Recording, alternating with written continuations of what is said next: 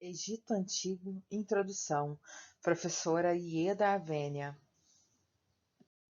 A história do Egito Antigo se estende aproximadamente entre 3.000 anos antes de Cristo a 332 anos antes de Cristo.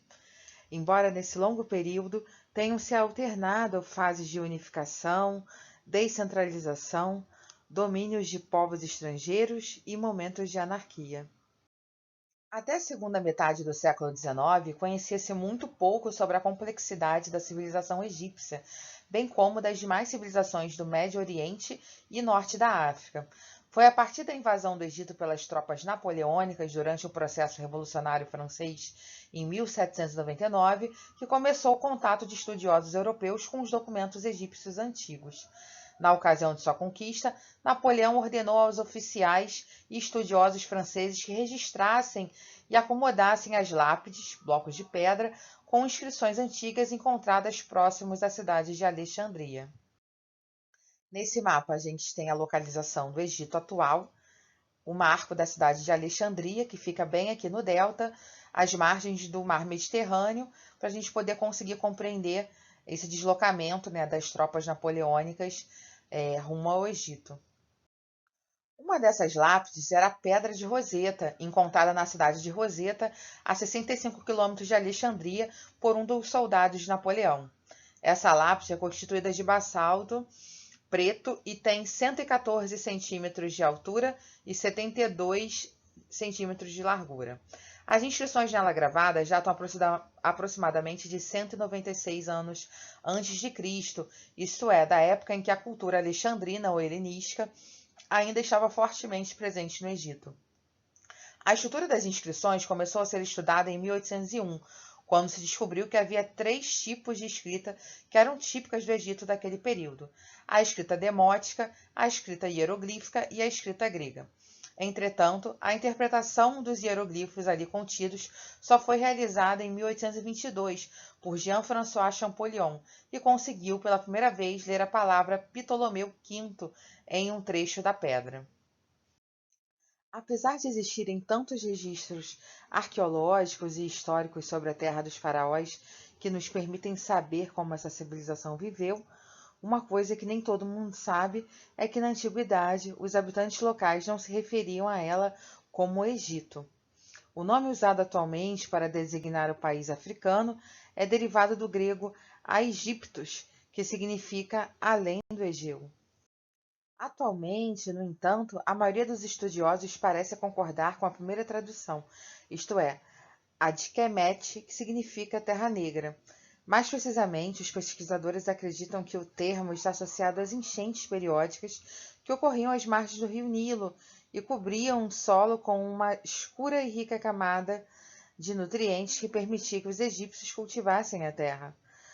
Pois imagine o contraste que essa camada enegrecida de nutrientes não devia ter em relação à paisagem do deserto, pois os antigos egípcios se referiam às terras desérticas como Dexeré, outra transliteração, desta vez de desert, cujo significado é terra vermelha. A prática agrícola ao longo das margens do rio Nilo permitiu a expansão desse território, dando origem ao Baixo e Alto Egito. A população estava organizada em pequenas unidades políticas chamadas de nomos. O governo era exercido pelos nomarcas. No ano de 3200 a.C., a unificação das duas partes da sociedade ocorreu.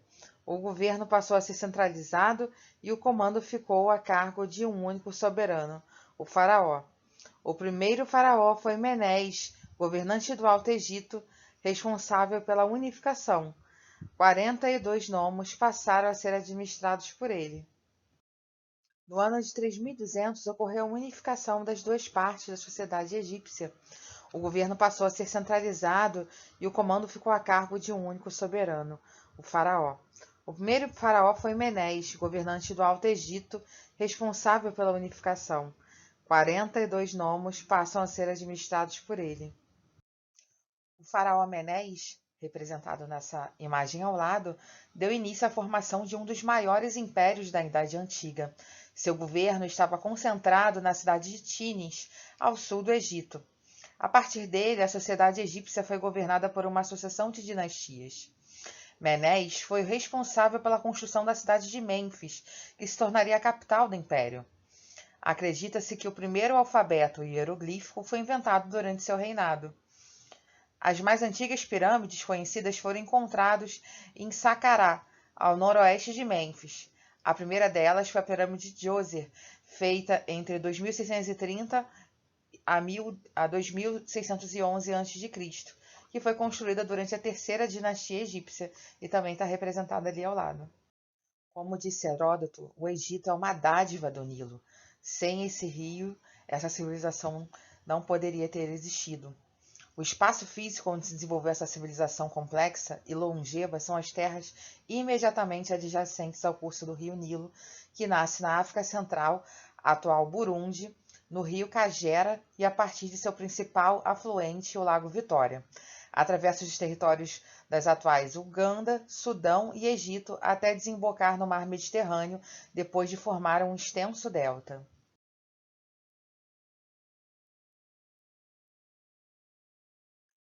O espaço geográfico egípcio sofreu algumas mudanças climáticas ao longo do tempo.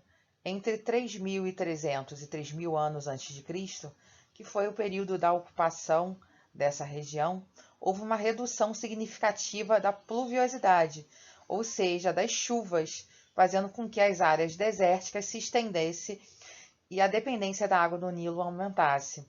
De fato, nesse período se estabeleceu a atual ecologia do Egito com 3 regiões identificáveis.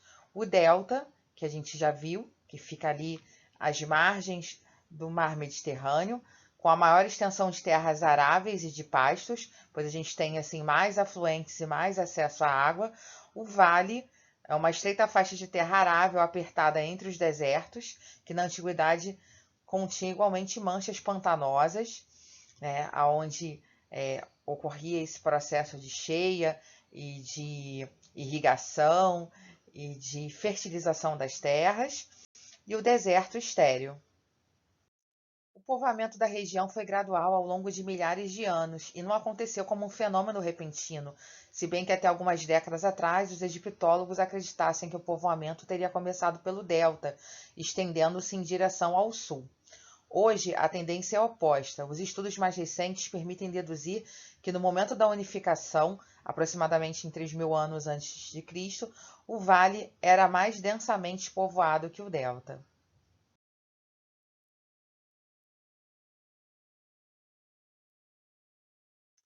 Nesse mapa, a gente consegue identificar o Baixo Egito, que é a região do delta, e o Alto Egito, que é a parte mais ao sul, né, que corresponde à região central da África. A gente tem em verde aqui as terras férteis, né, que vão acompanhando, margeando o rio Nilo, lembrando que é o mesmo processo de fertilização por meio das cheias, do controle dessas cheias. E aqui, né, numa linha verde-oliva, a gente consegue visualizar a máxima extensão que esse império atingiu, né, nos seus diversos períodos de expansão territorial. Uma das principais fontes para realizar a datação das dinastias egípcias são as listas dinásticas criadas por Maneton do século III a.C. Apesar de cometerem erros e inexatidões, é a cronologia utilizada pela maioria dos estudiosos. Como dissemos, a história do Egito faraônico atravessou períodos em que o poder central controlava uma parte importante do território, alternados com períodos de anarquia e descentralização do poder, domínio de povos estrangeiros e lutas internas, sociais e políticas. Assim, geralmente se consideram 4 divisões mais vastas: Reino Antigo, Reino Médio, Reino Novo, Época Tardia, separadas entre si pelos chamados períodos intermediários, caracterizados pela ausência de um poder central e pela forte fragmentação.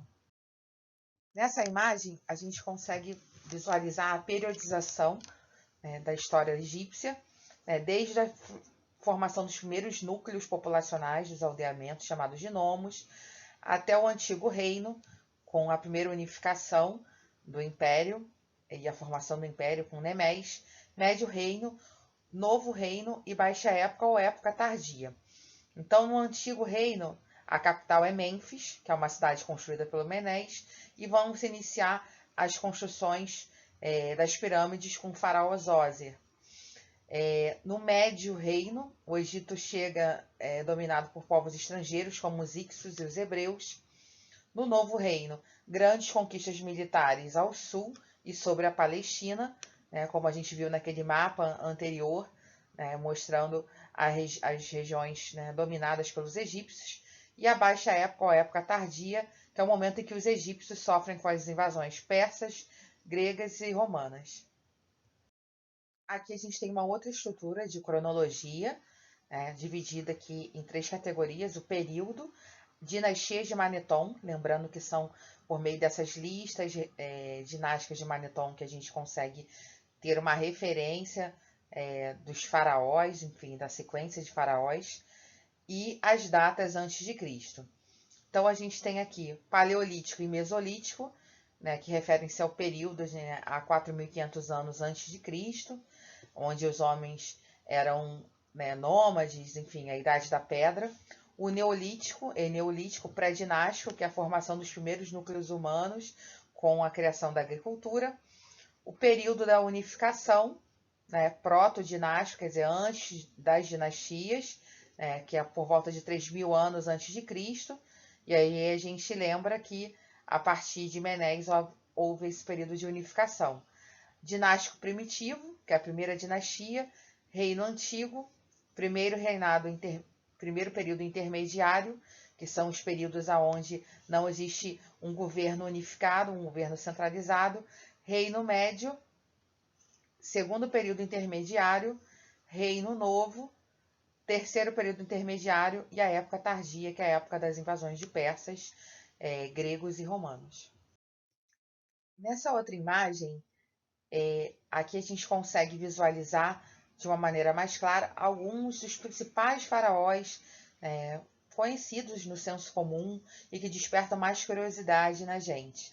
Então, a gente tem o Novo Império, ou o Novo Reino, aonde a gente tem a expulsão dos Ixos, a gente tem também esse período de expansão territorial, e a chegada desse domínio de terras ao sul e também em direção ao Oriente Médio, a região da Palestina, e aqui importantes faraós, tanto em termos da promoção dessa expansão territorial, como também de grandes obras, construções de templos, toda essa arquitetura que sobreviveu aí milhares de anos. A gente tem a Hatshepsut, que foi a primeira faraó mulher, a Akhenaton, que impõe esse disco solar como símbolo também da unificação do império, Tutankhamon, que rompe com essa crença imposta por Akhenaton, Ramsés, o grande faraó do Egito, ligado aí que a gente vê na época da Bíblia, esse período de enfraquecimento, depois desse período tardio com a invasão dos persas, e já o período greco-romano, dentro também dessa época tardia, onde Alexandre conquista o Egito, o reinado de Cleópatra, e aí depois, por fim, o domínio romano sobre o Egito. Hatshepsut foi a primeira mulher a ocupar o posto de faraó no Egito Antigo. Isso implicava em um processo de reconhecimento pela população, com alteração de nomes em lugares estratégicos, construção de estátuas e sua caracterização como homem, usando barba falsa. Não havia uma palavra que designasse rainha. As inscrições utilizavam artigos femininos, permitindo compreender que o faraó era uma mulher. Conta-se que ela e seu arquiteto Senmut foram amantes, e ele tornara-se seu homem de confiança. Foi por ele construído um dos mais belos monumentos do Vale das Rainhas, o Templo de Deir el-Bahari. Durante seu reinado, Hatshep iniciou um número de projetos de construção que superou muito de seus predecessores, principalmente na Núbia, que havia sido conquistada por seu pai e marido recentemente, Tutmés I e II, respectivamente. Contudo, seu nome foi apagado por seu sucessor, Tutmés III, sendo seu legado redescoberto por arqueólogos na virada para o século XX.